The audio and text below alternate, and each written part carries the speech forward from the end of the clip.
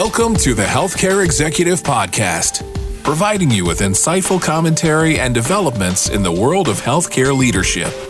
To learn more, visit ache.org. And without further ado, your host. Hello again, everyone, and welcome. I'm Eric Sperling, your host today. We are so pleased to have with us two experts to share career advice for early career healthcare leaders. Laurie Baedke is a faculty member and director of healthcare leadership programs at Creighton University. A well-regarded speaker and author, Laurie's expertise is in healthcare management, emotional intelligence, and strengths-based leadership. She's an active mentor and advisor to senior executives, physician leaders, early careerists, and entrepreneurs. Laurie is a fellow of the American College of Medical Practice Executives, as well at ACHE, where she also serves as faculty and in multiple national and chapter roles. Also joining our conversation today is Natalie Lamberton, CEO of Talas Harbor Healthcare. Natalie has held CEO and COO roles in rural, urban, and suburban hospitals in acute and post-acute care. She has been a guest lecturer for several graduate programs around the country and was honored by Legacy Miami as one of South Florida's most powerful and influential Black professionals in business and industry. Natalie has been faculty at ACHE's Annual Congress on Healthcare Leadership for 11 years, and Natalie and Laurie have co-taught for 11 years running and soon to be 12 in March of 2022. She's received multiple awards from ACHE and, of course, is also board certified in healthcare management as an ACHE fellow. Laurie, Natalie, both of you, welcome to the Healthcare Executive Podcast. Thanks so much. Thank you for having us. Laurie and Natalie, you have a lot going on with ACHE right now. You're going to be leading a session as part of the Chicago cluster, December 13th and 14th, which is ACHE's official return to in-person learning, which is focused on leadership. And you are co-authors of one of ACHE's most popular titles, The Emerging Healthcare Leader, a Field Guide, which was just released as an audiobook earlier this year. So congratulations to both of you on that. Thank you. Thank you. Course, yes, we all know in the last couple of years, the healthcare field has changed dramatically. So Laurie, let's start with you. If you can give us some broad strokes here, how COVID-19 has changed the field guide for emerging healthcare executives. Wow, so many ways. I'm really glad that this is a 6-hour conversation. We have plenty of time. It's not?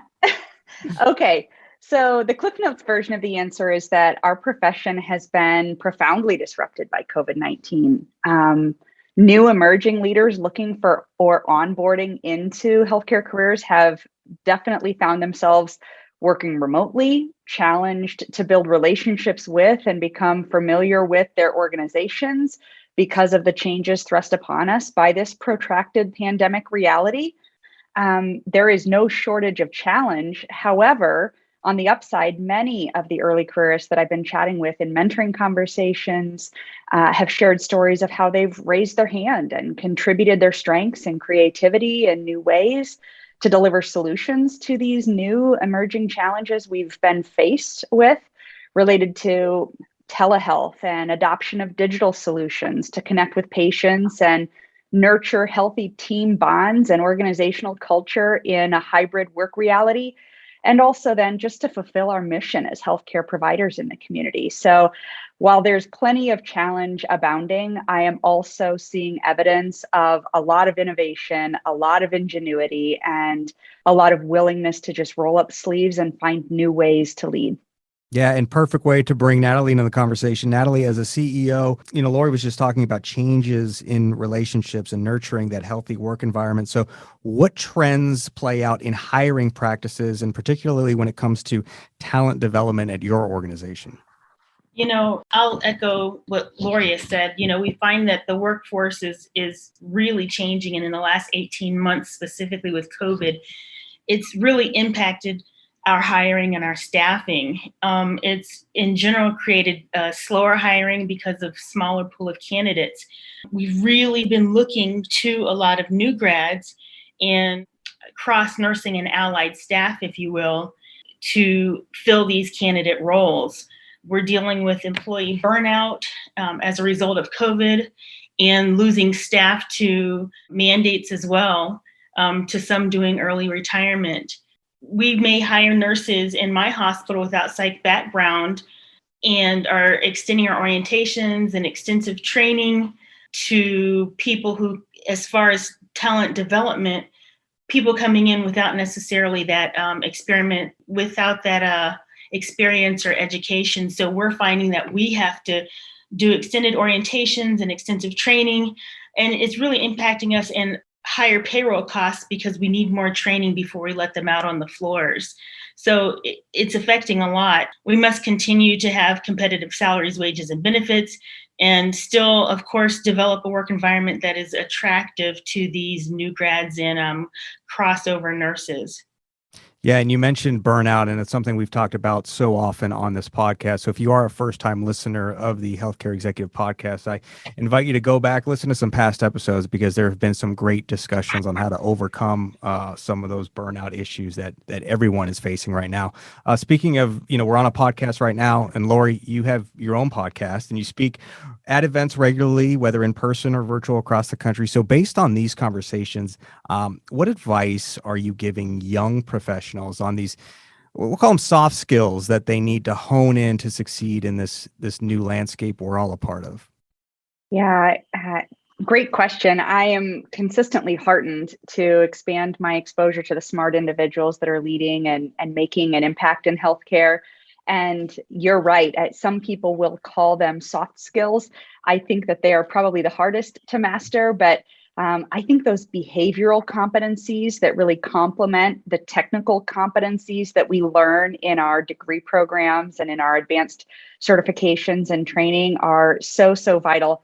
I'll point to three of them, three core leadership competencies that I'll suggest are critical for all healthcare leaders, but specifically for emerging leaders who are really just establishing themselves in their healthcare career path. The first is empathy. And now more than ever, healthcare leaders really have to lead collaboratively and with a mindfulness toward diversity. We really need to establish listening mechanisms to hear from everyone and to seek to understand the diverse perspectives within our organizations.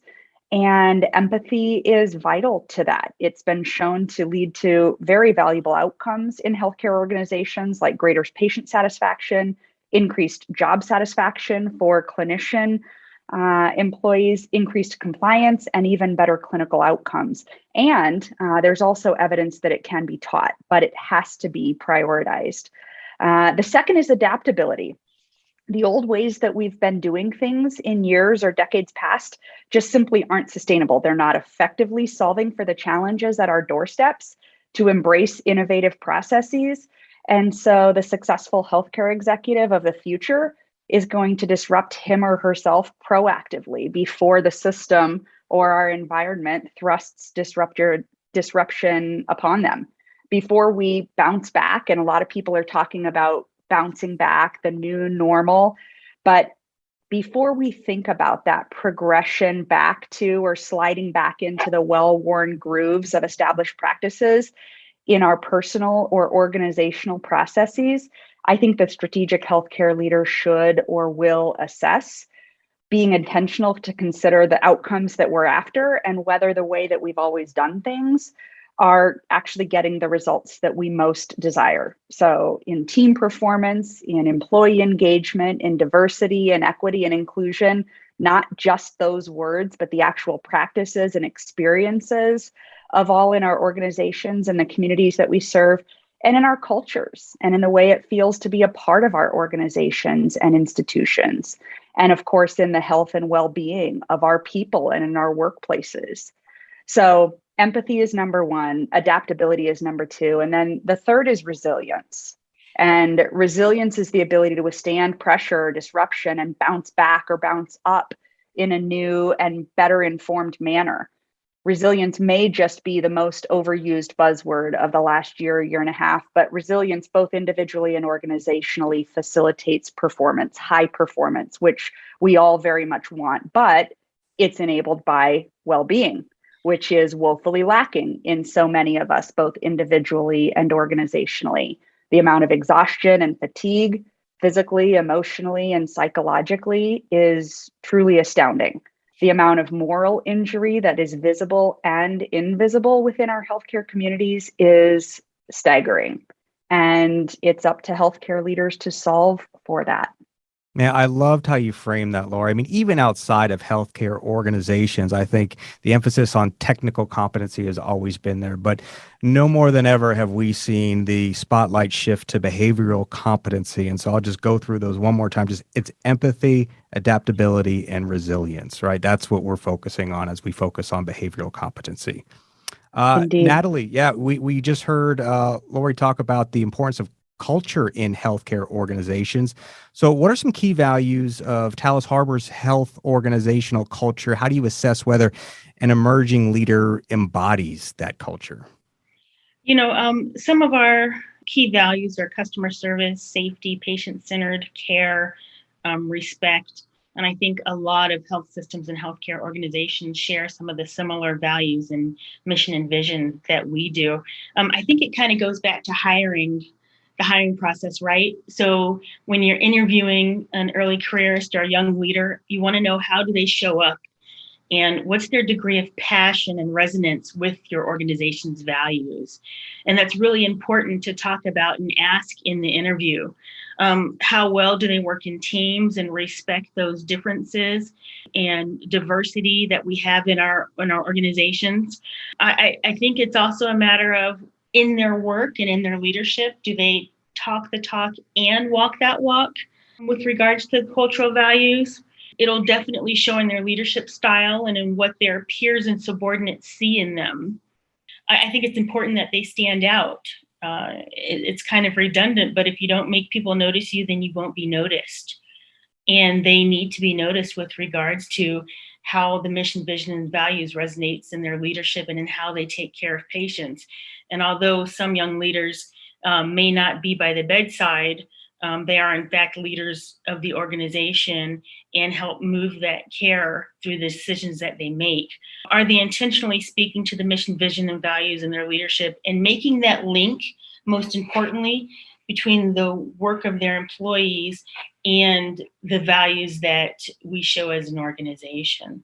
So I think it's vital and really important, and they can demonstrate that by walking that walk and talking the talk and incorporating it into their leadership that they do daily with their employees.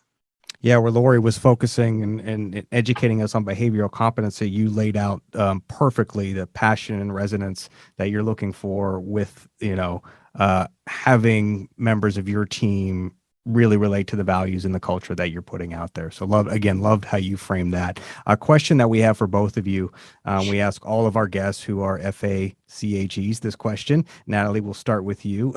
How has ACHE and your fellow credential helped you on your career journey? It's interesting that you asked that, and I could spend a lot of time on this, but it's helped me in every echelon of my career thus far. And as an early careerist and a young role CEO, it really helped me connect with more senior role CEOs to network with, and also provided resources that were really limited in a rural setting. It's provided me with educational opportunities throughout my journey as I've moved from rural to urban and suburban and post-acute and acute care. ACHE has a myriad of resources and opportunities for education for all of these sectors of healthcare. And now in my career, still providing educational opportunities, it provides an avenue to follow my passion of teaching and equipping students and early careerists with tools and skills to be successful in healthcare through the Emerging Healthcare Leader Field Guide, through opportunities to speak at Congress and so forth. So it's really been instrumental in my career. And I can say that I probably wouldn't be where I am right now if it weren't for ACHE. Well, that's fantastic. And we appreciate you sharing that. Laurie, same question there. How has ACHE, your fellow credential, helped you on your career journey? Yeah, I would echo all of the things that Natalie just shared.